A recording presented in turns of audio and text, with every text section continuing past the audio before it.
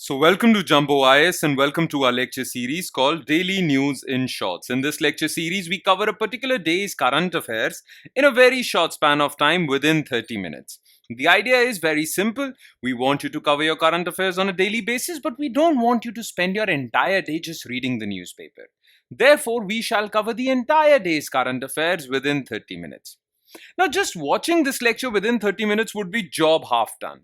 Because just after spending these 30 minutes, you need to spend another 15 to 20 minutes revising this lecture.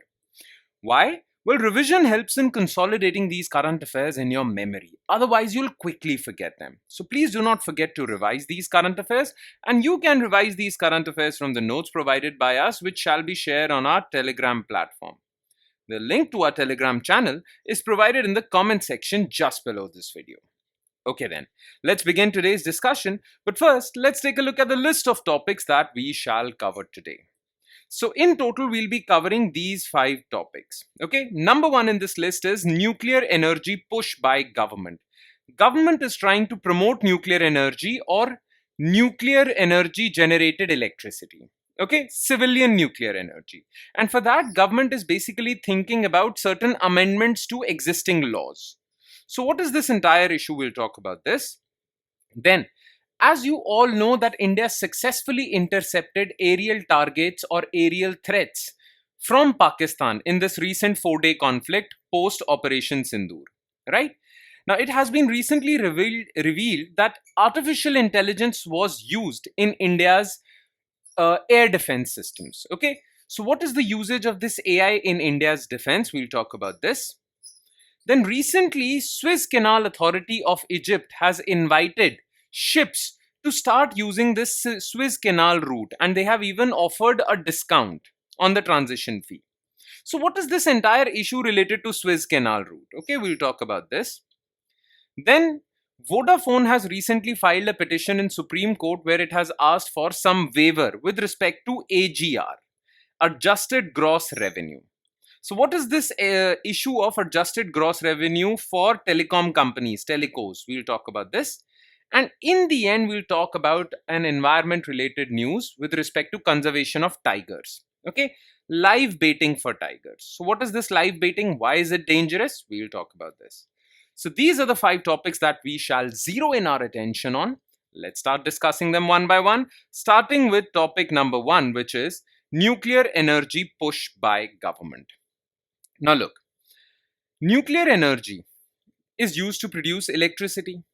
Now in India, there are 2 laws that regulate civilian usage of nuclear energy.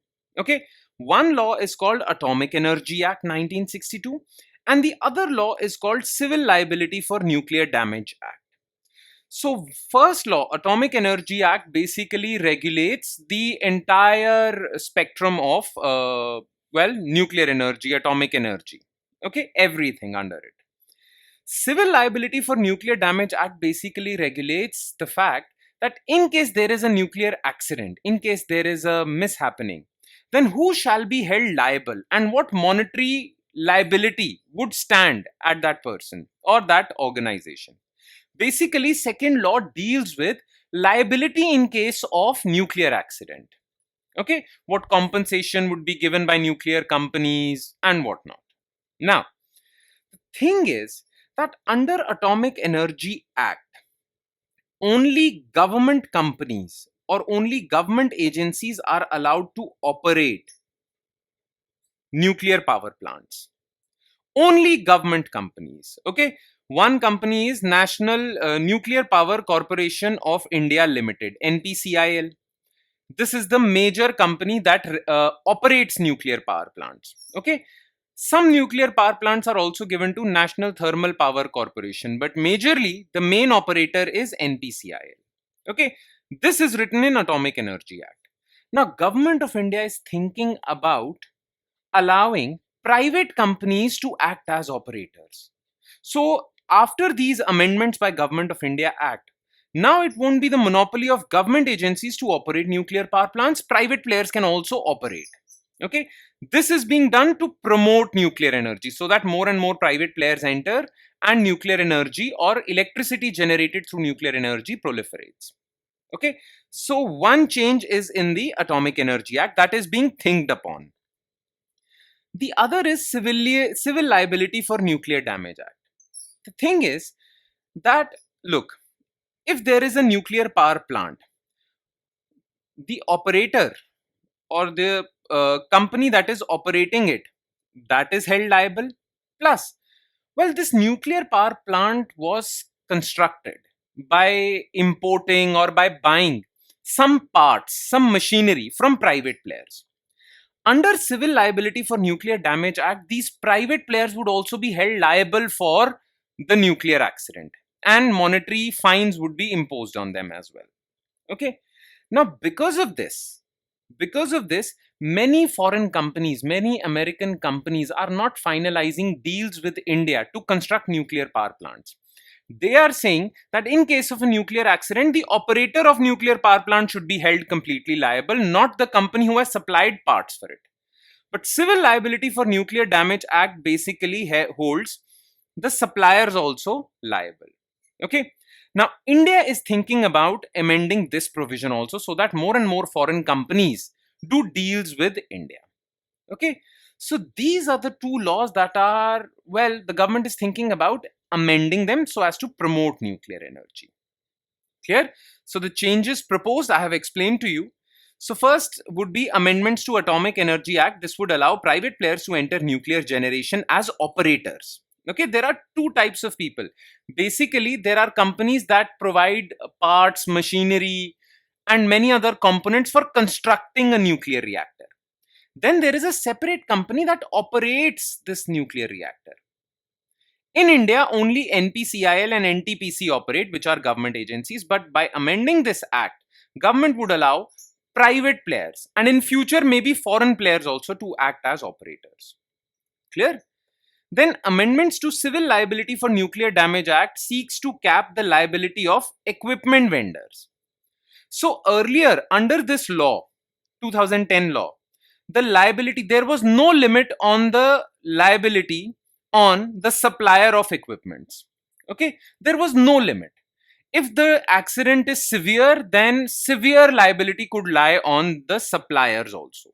Okay, but under this law, after the amendment, okay, after amending this law, there would be an upper limit put on the liability of these equipment vendors.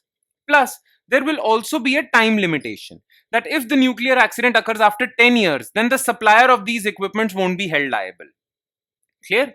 Now, these amendments are being done to instill confidence in these foreign companies who supply machines and parts for these nuclear power plants. Make sense? So that more and more companies, American companies, Russian companies, do nuclear deals with India, and more nuclear power plants are constructed in India so that we generate electricity.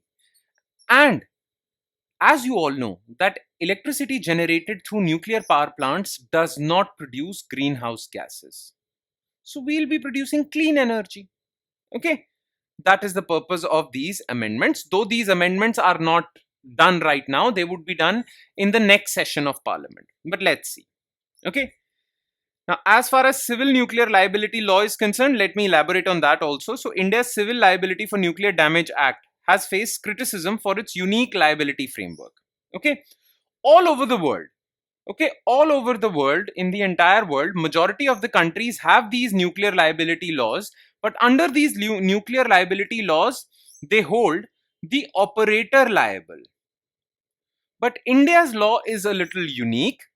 India holds not just the operator, but the supplier of components also liable, which these companies have objected to and they have refused to sign deals with India. Okay, because they say, what if in case there is a nuclear accident, but that accident was completely because of the mistakes conducted by the operator, mistakes done by the operator, but still you will hold us also liable despite the fact that we have provided you with good components, top notch components. Still, because of operator's mistake, we are going to be held liable. Okay, but government of India is now thinking about changing or amending this provision also. Clear? That's all. Now let's shift our focus to second news item, which is AI in India's defense. So the Indian Armed Forces used artificial intelligence cloud-based integrated air command and control systems to detect and position any hostile object in the sky during the 4-day Indo-Pak conflict.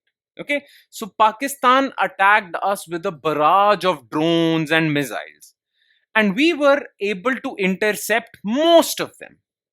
Okay, the reason for that was because our entire air defense system, all the assets of air defense system, the jammers, radars, missile interceptors, Akash missile, S-400, Barak missile, all of them were integrated and they were being managed through AI, or AI was being used for this.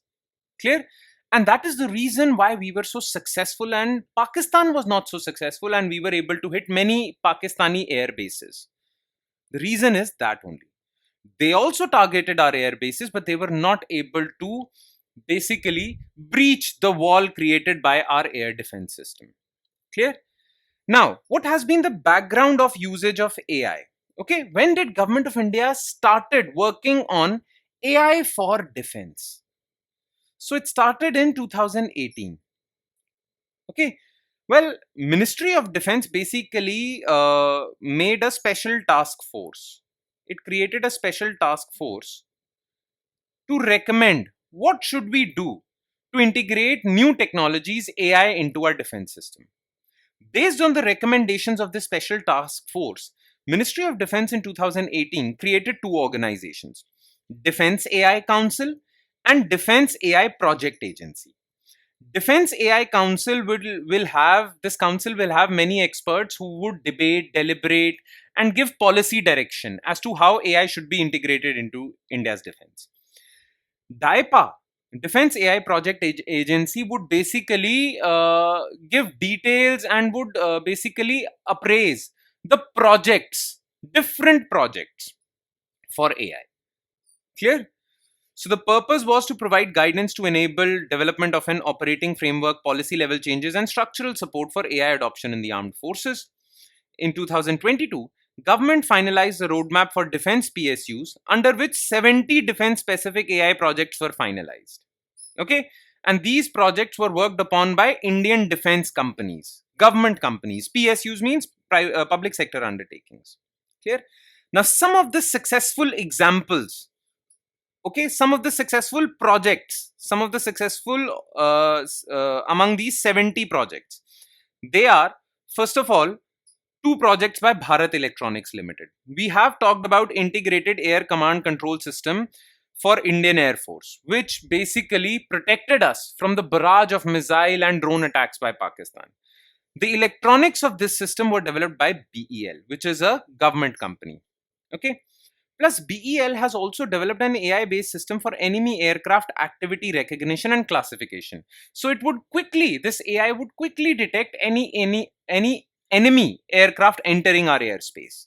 This would improve situational awareness of Indian Armed Forces and basically allow them to calibrate their response. Okay. Next is AI-based intercept management system, which was created by Indian Army. This was done to automate the analysis and interpretation using AI and categorize the visual intercepts. So any visual enemy asset would be looked at and automatically analyzed by this AI. Then, Center for Artificial Intelligence and Robotics, which functions under DRDO, Defense Research and Development Organization. It has developed air defense control and reporting system and many other systems which have integrated AI into India's defense. Clear? Make sense?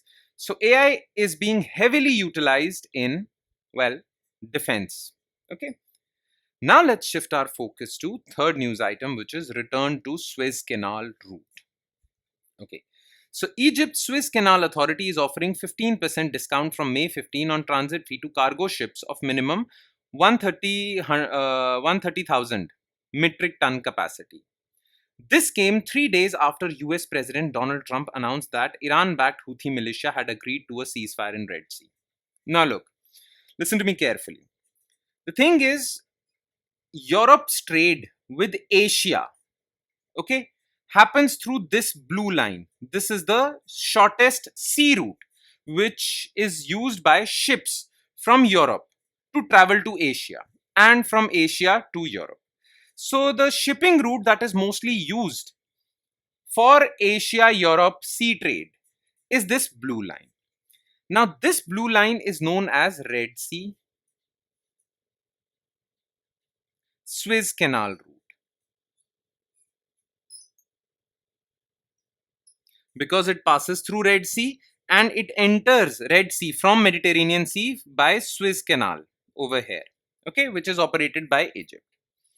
The thing is, over here, as you can see, this country is Yemen, okay, and Yemen is currently undergoing a civil war, and a lot of territory of Yemen is under the control of Houthis.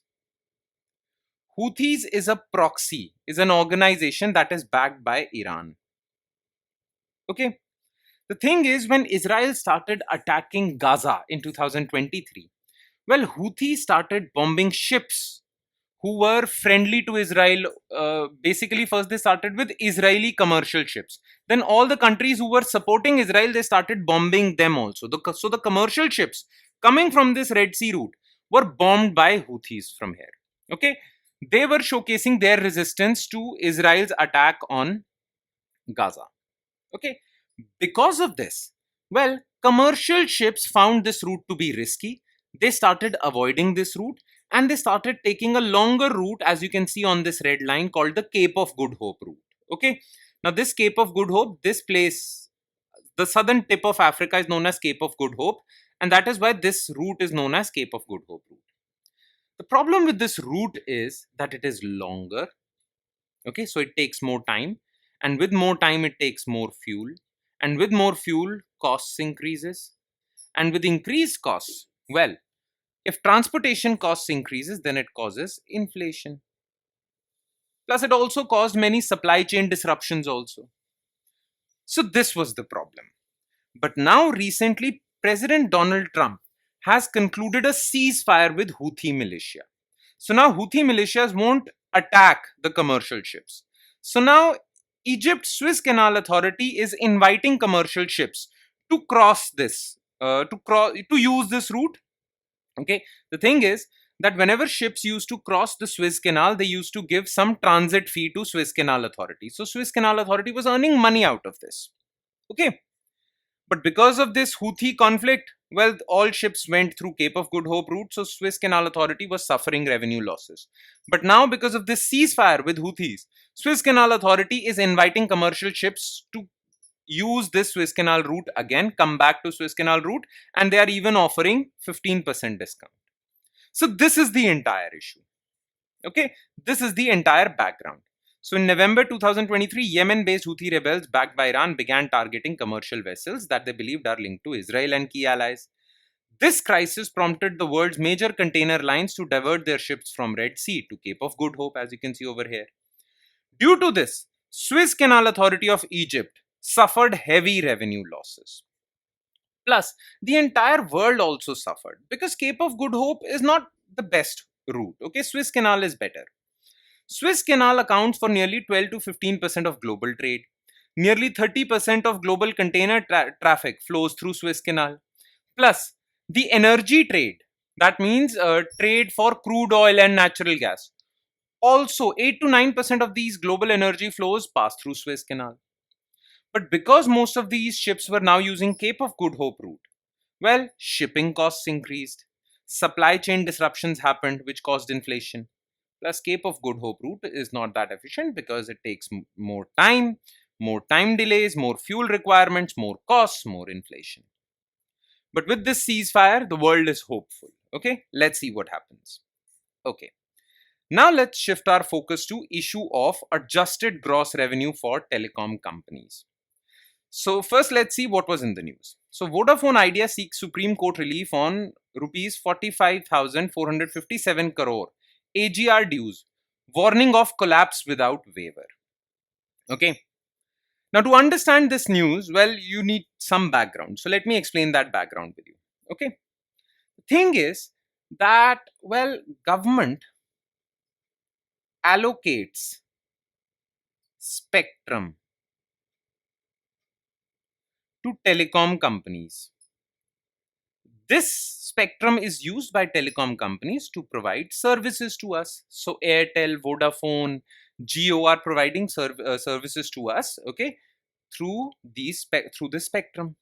Now, government allocates this spectrum to telecom companies, but government asks revenue share in return.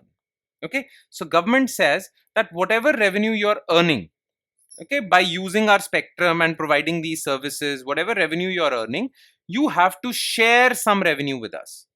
Only then we'll give you this spectrum. Basically, this is kind of a rent of sorts, okay, royalty of sorts. All right. Now, the thing is, government has, let's suppose government says that you have to share X% of your adjusted gross revenue with us. Okay. All right. So X% of revenue of telecom companies would go to government.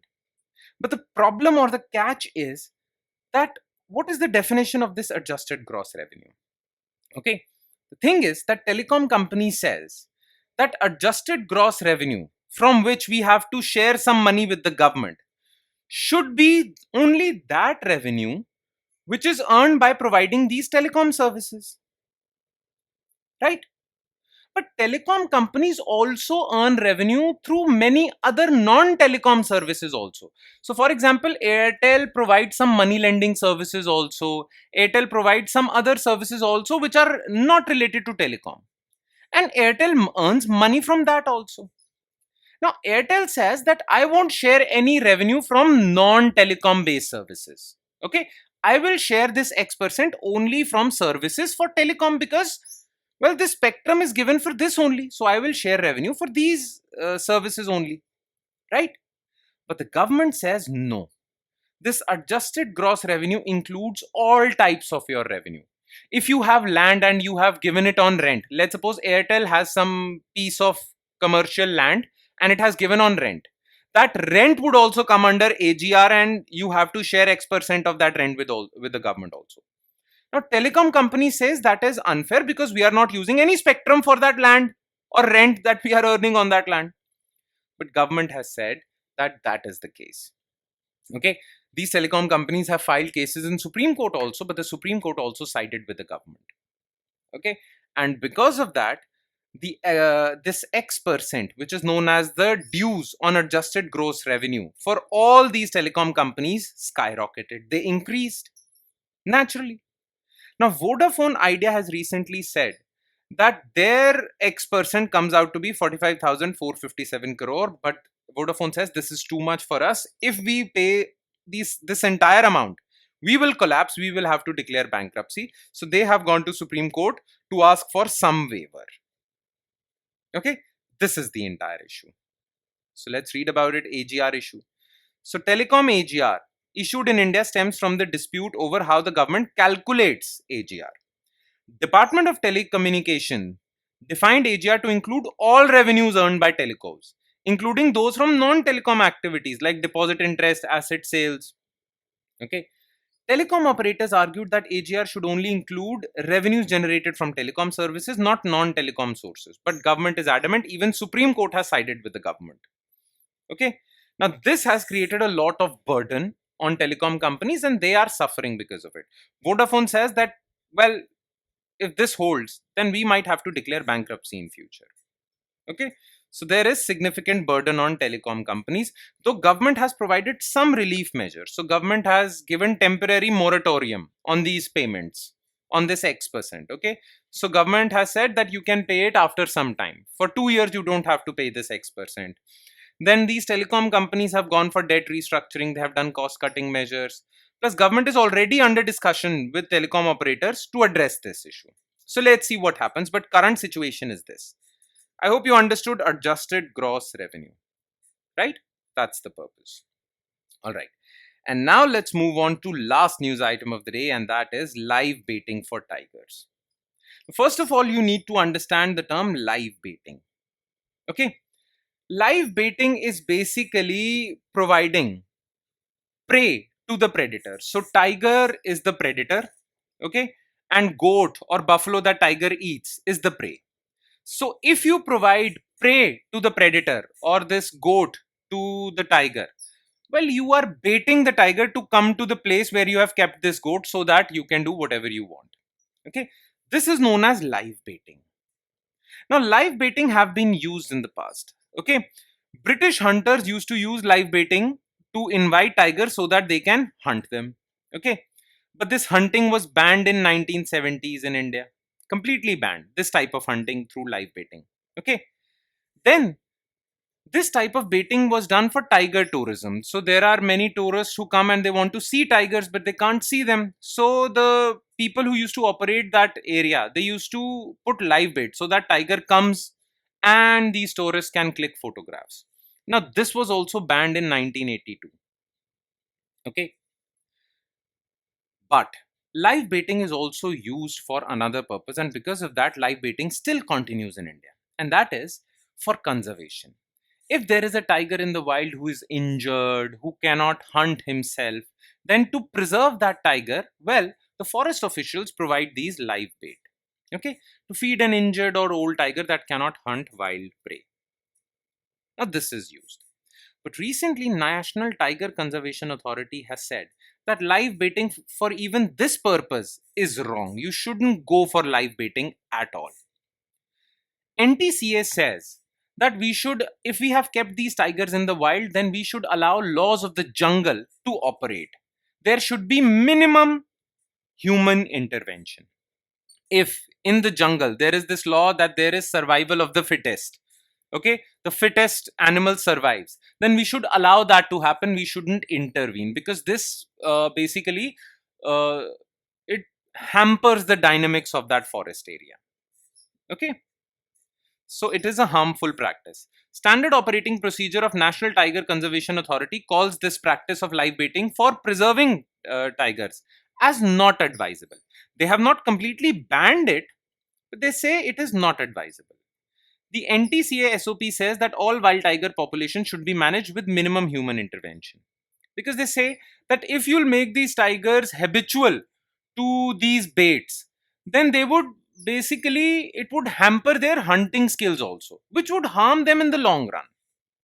Okay, so we should basically go for minimum human intervention. Clear? Though, well, in India, tigers are protected under Project Tiger, which was started in 1973. And there is a statutory authority which is responsible for implementing this Project Tiger, and that is National Tiger Conservation Authority, which was formed in 2006. So, what is National Tiger Conservation Authority? Well, you will find some information regarding that in your notes. Clear?